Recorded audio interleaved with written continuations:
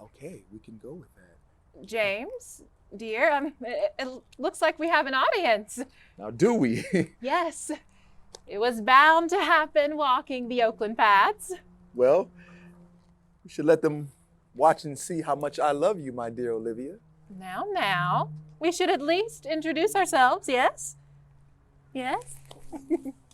This is James Tate, born in 1826 or 1834 in Elbert County. He's my dear husband. If you insist. This is Olivia Parham Tate, born 1837 or 1840 in South Carolina or Georgia. You see, we were enslaved, so the records weren't clearly kept for our births. She is my dear wife. Tell them more about you. Like what? The fact that you were born to your enslaver, Horatio Tate, and your mother was one of the women he enslaved. You know that's hard for me to think about. I hate to think that I was conceived out of violence when I know the joy of children born from love. I didn't know my father. I didn't know my mother's name. That was our reality. I was raised in a house with my white half-brothers and taught to read and write. Now, writing will become very important later on, but let me slow down. Please tell them more about you, my love.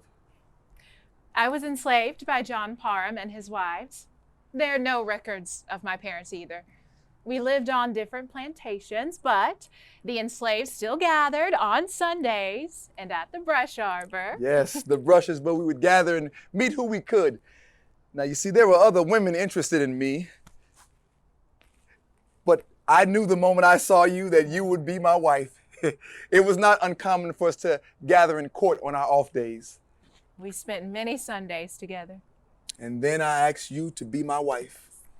I asked my father for permission to take your hand, and he said he would talk to Master John. They agreed to our union as it was. We jumped the broom in the brush where we met, surrounded by our family and friends. We always kept our Sunday walks and would meet whenever we could. Now, we could not live together, but we were given the space to be husband and wife. We had 2 children during that time, Jimmy and Mary Olivia. You also taught me how to read and write, so we had other ways to communicate. Yes, that would come in handy when Master John decided to move you to Mobile, Alabama. Now, I pleaded with him to let me just pay for your freedom. They told us to find and marry others. It was typical that once an enslaved person would get sold or would escape, that the marriage didn't have to be honored. But not ours. It was a love match.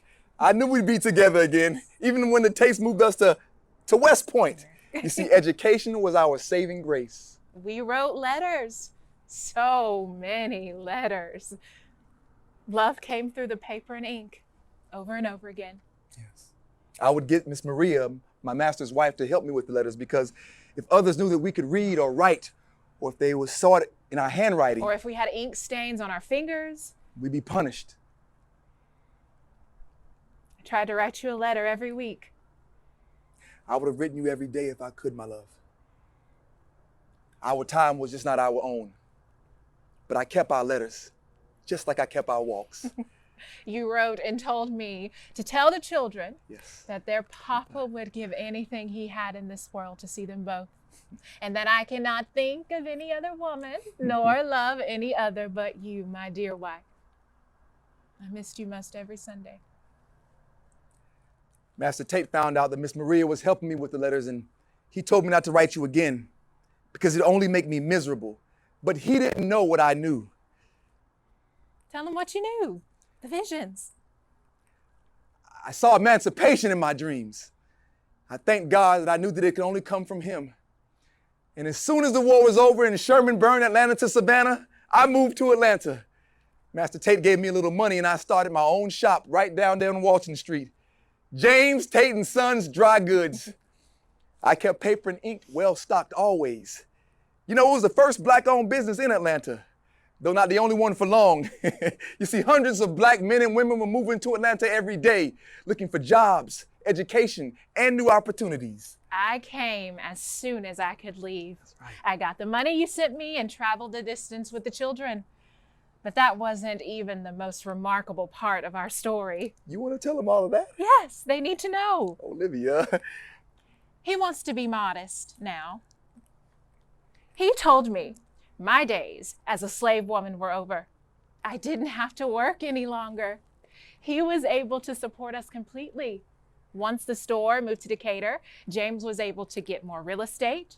He helped found our home church, Friendship Baptist, Amen. and became known as the father of Black business, investing in so many others. Yes, we invested and became one of the richest Black families in Atlanta. I could not have done any of that without your love and support. Now, you kept busy doing woman's work, as they say. You were active in the church, in the community, and raising our younger children. We had a total of 6 children who we loved, Yes. and made sure they had everything they could, including the education we valued so much. That's right. Tell them about the schools. Yes. Well, I started the first Black elementary school in the basement of Big Bethel Church, and I'm the founder of what you now know as the Atlanta University Center. Education is what kept us together, because if it had not been for those letters, Now. We know so many others who would never see their spouses after emancipation. I'm so glad I was able to have a family with you, Olivia.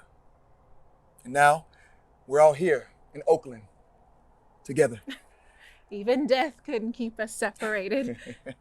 Well, now, why don't we get back to our recording? James. Well, these good folks look like they have places to go, and so do we. It has been lovely meeting you all. Don't let any distance be too great for your love. Amen. Have a wonderful evening. Thank you. Thank you.